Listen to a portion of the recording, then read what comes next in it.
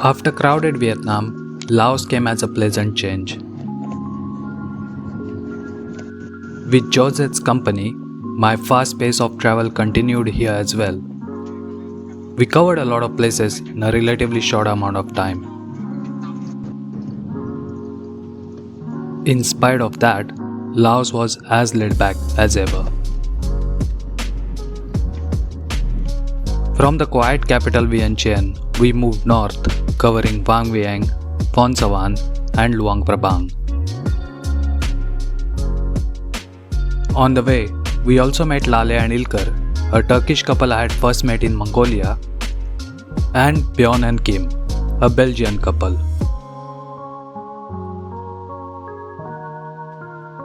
Vang Vieng, set among limestone peaks, used to be a crowded party town. But after a few deaths of drunk foreigners in the river, the government shut down many riverside bars. Hence, it was pretty relaxed as well. Dusty settlement of Phon Savan did not see much backpackers. It is home to megalithic archaeological site called Plain of Jars. Scattered over a vast area, these massive jars are from as early as 600 BC. They weigh between 800 kilos to 6 tons.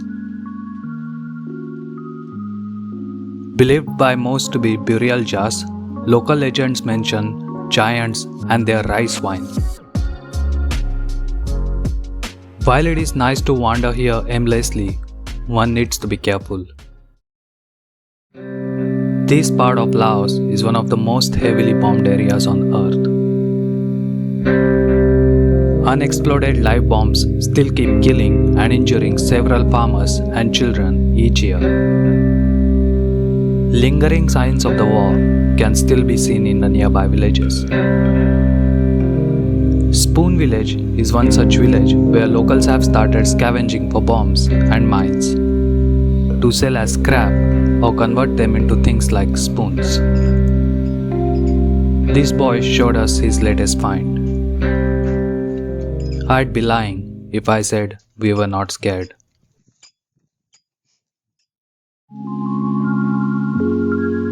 Luang Prabang was probably the most touristic place in Laos yet.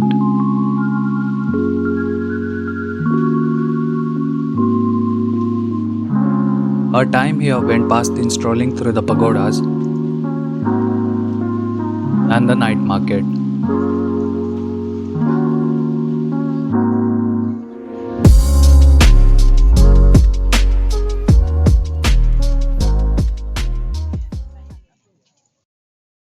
Our next stop was Nong Khiaw, a small village in northern Laos. We were joined by Bjorn and Kim, while Lale and Ilker decided to stay longer in Luang Prabang. Settled on the banks of Nam Ao River, this sleepy village and surrounding region is home to many ethnic groups of northern Laos. After our arrival, we walked through its quiet alleys. We were surrounded by steep mountains on all the sides. We also stumbled upon some tribal houses.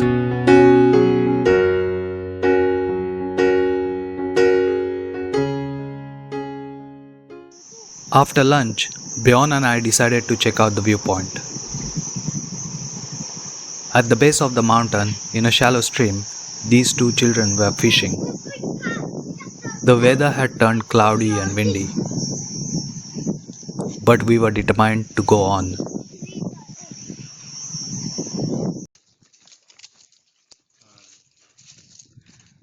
The rain was brief, but it left us fairly wet. The trail was slippery and muddy. It took about a couple of hours before the top came into our view.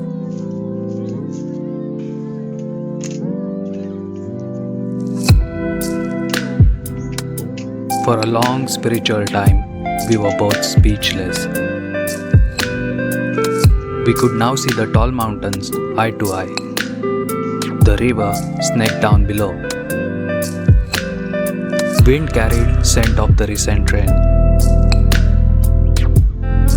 The sun, straight ahead of us, tore through the misty haze. As the sun sank further, the river came alive in cold.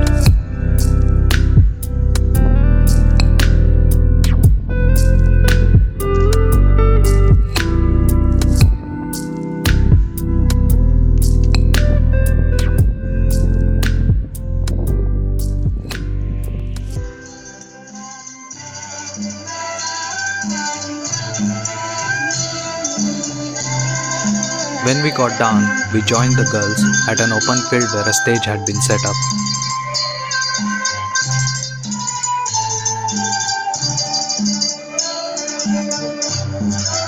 It was the annual festival of the village. Children from different tribes were going to perform their traditional dances.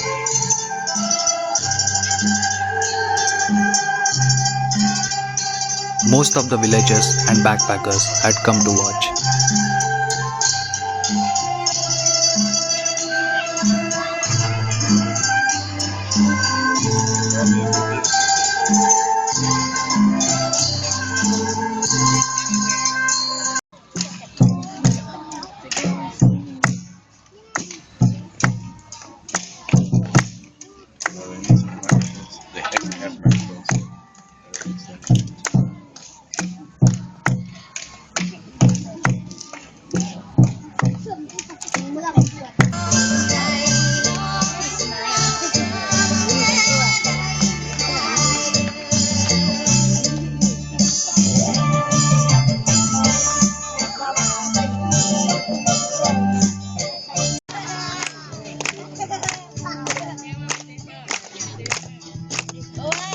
The festival ended with a performance of a backpacker.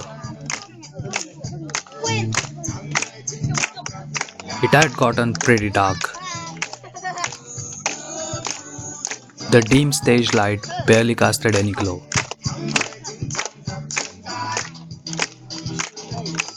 But that didn't stop the villagers from enjoying the evening.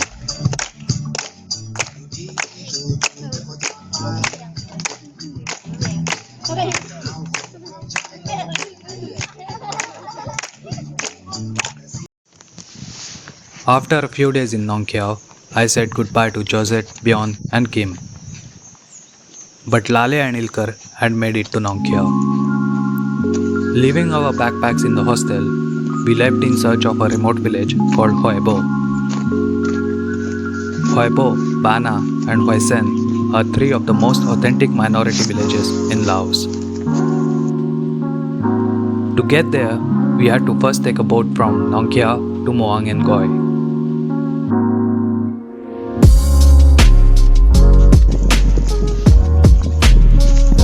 From then on, it was all on foot.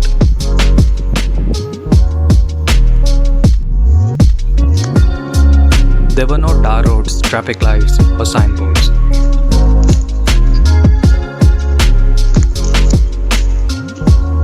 We were instead relying on a handwritten map made by our hostel owner. The map was surprisingly effective as it got us to Huay.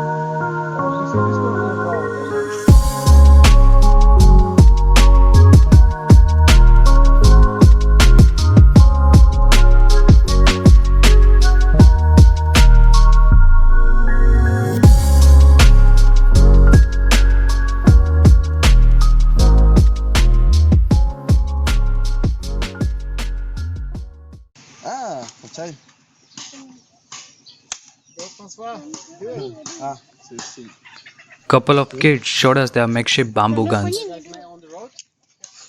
before scuttering away. We felt oddly home in this remote village where only one person knew any English.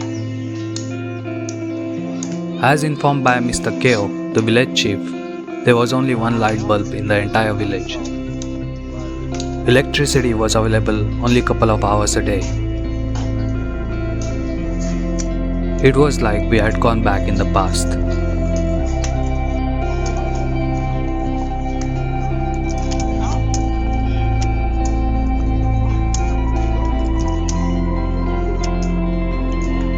Older kids were playing a local ball game. They were really good at it.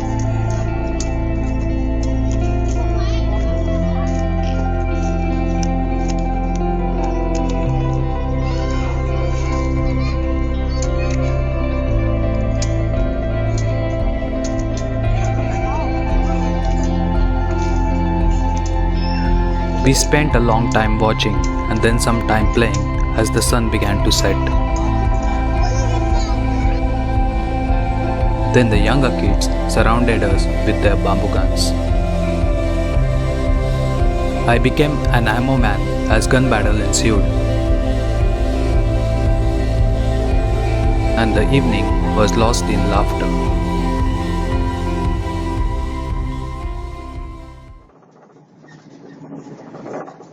The next morning, saying goodbye to the village and then to Lale and Ilkar, I was off again. I wasn't sure where to go next. But returning to Luang Prabang seemed like a good idea. With Josette's company, I had covered a lot of distance in Laos.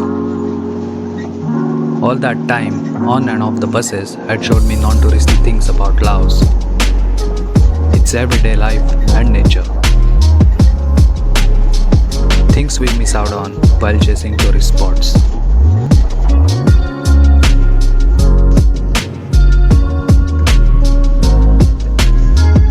Throughout, Laos had stayed truly laid back.